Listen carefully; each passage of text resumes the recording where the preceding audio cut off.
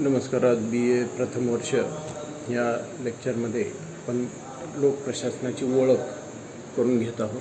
लोकप्रशासन म्हणजे नेमके काय हे समजून घेण्याचा या लेक्चरमध्ये आपण या ठिकाणी प्रामुख्याने प्रयत्न करणार आहोत. आपण बघतो की कोणत्याही देशाची प्रगती ही प्रामुख्याने त्या देशातील प्रशासकीय व्यवस्थेवर मोठ्या प्रमाणावर अवलंबून असते.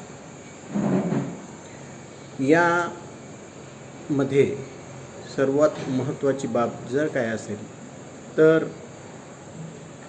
देशामध्ये सार्वजनिक धोरणांची जी अंमलबजावणी ही प्रभावीरित्या व्यवस्थितरित्या कशा पद्धतीनं होते त्यावर त्या देशाची प्रगती ही प्रामुख्याने अवलंबून असलेली आपल्याला दिसून येते. निश्चितच की ही सार्वजनिक धोरणे जी आहेत ही सार्वजनिक धोरणे प्रामुख्याने आपण बघू की ही सार्वजनिक धोरणे जी आहेत ही प्रामुख्याने ही प्रभावी असायला हवी, जनकल्याणकारी असायला हवी, त्याचा लाभ अधिकाधिक जनतेला गटाला मिळणे हे क्रमप्राप्त आहे. ही बाब अशी असले तरीही आपण बघतो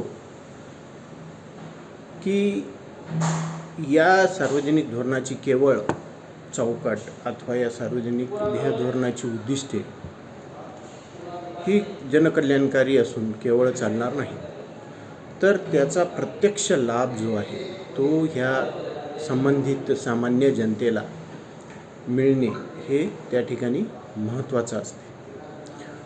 आणि यानुसारच या भारतासारख्या लोकशाही देशामध्ये या सार्वजनिक धोरणाची अंमलबजावणी जी आहे ही प्रामुख्याने ह्या लोकप्रशासनामार्फत होत असते आणि त्याचे प्रत्यक्ष लाभ हे या संबंधित सामान्य जनतेला मिळवून देण्याचं कार्य हे लोकप्रशासन करीत असते. त्यामुळे आपण बघतो की अशा व्यवस्थेमध्ये या लोकप्रशासनाला फार मोठ्या प्रमाणावर महत्त्व जे आहे ते प्राप्त झालेलं आपल्याला या ठिकाणी दिसून येते. आधुनिक काळातले लोकप्रशासन जे आहे हे व्यक्तीच्या सामाजिक जीवनाचा हे या कारणाने एक आत्मा ठरलेले आपल्याला दिसून येते. प्रत्येक व्यक्ती जो आहे तो आपल्या जीवनाची खऱ्या अर्थाने प्रशासकच असते आणि यामध्ये तो आपल्याशी संबंधित सर्व प्रकारची व्यवस्थापनाची किंवा संबंधित कार्य जे आहे ते करीत असतो. आपण बघतो की विशिष्ट उद्दिष्ट साध्य करून घेण्यासाठी उपलब्ध साधनांचा योग्य जास्तीत जास्त उपयोग करून घेणे हे देखील एक प्रकारे प्रशासन करणे हेच होय. तर लोकप्रशासन हे या ठिकाणी समजून घेताना प्रथमतः आपल्याला प्रशासन म्हणजे काय हे बघणे या ठिकाणी क्रमप्राप्त ठरतं. तर प्रशासन म्हणजे कोणत्याही कार्याची व्यवस्था करणे. एखादं कार्य एखादं उद्दिष्ट केवळ निश्चित करून चालत नाही, ठरवून चालत नाही, तर त्या ठिकाणी ती उद्दिष्ट साध्य होण्यासाठी ते कार्य साध्य होण्यासाठी आपल्याला त्याची एकूण व्यवस्था, मग त्याचं नियोजन असो, त्याची संघटित कार्य असो, मार्गदर्शन असो, त्याच्यासाठी लागणारा आर्थिक बाबीची व्यवस्था असो, या सर्व बाबी ती कार्य पार पाडण्यासाठी करण्यात येतात. या बाबीला आपण या ठिकाणी प्रशासन असे म्हणतो. तर प्रशासन म्हणजे काय, तर कार्याची व्यवस्था करणे किंवा त्याला अधिक व्यापक दृष्टीने सेवा करणे, देखरेख करणे असेही या ठिकाणी आपण म्हणत असतो. प्रशासनाचं सर्वात महत्त्वाची बाब म्हणजे प्रत्येक संघटनेमध्ये तुम्हाला प्रशासन हे आढळून येत असतं.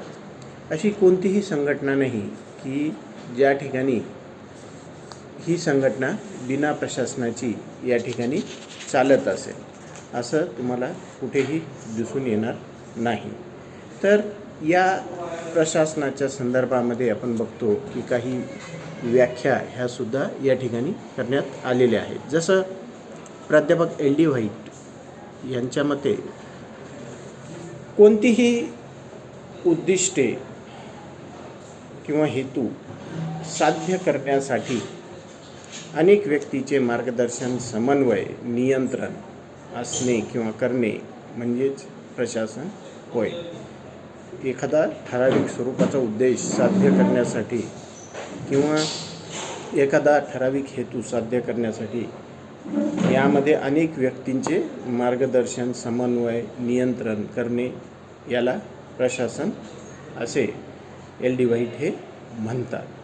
तर सायमन स्मिथबर्ग व थॉम्सन यांच्या मते समान उद्दिष्टांच्या पूर्तीसाठी मानवी समूहाद्वारे केल्या जाणाऱ्या क्रियेला प्रशासन असे म्हणतात. समान उद्दिष्टांच्या पूर्तीसाठी मानवी समूहाद्वारे केल्या जाणाऱ्या क्रियेला या ठिकाणी प्रशासन असे आपण म्हणतो. याचबरोबर निग्रो म्हणतात की एखादा उद्देश साध्य करण्यासाठी अनेक व्यक्तीचा आणि सामग्रीचा वापर करणारी संघटना म्हणजे प्रशासन होय. अशा पद्धतीनं प्रशासनाचे एकूण बाबी आपल्याला या ठिकाणी लक्षात येतात. या व्याख्यांच्या आधारावर प्रशासनाचा नेमका अर्थ काय आपण नेक्स्ट लेक्चरमध्ये बघू. धन्यवाद.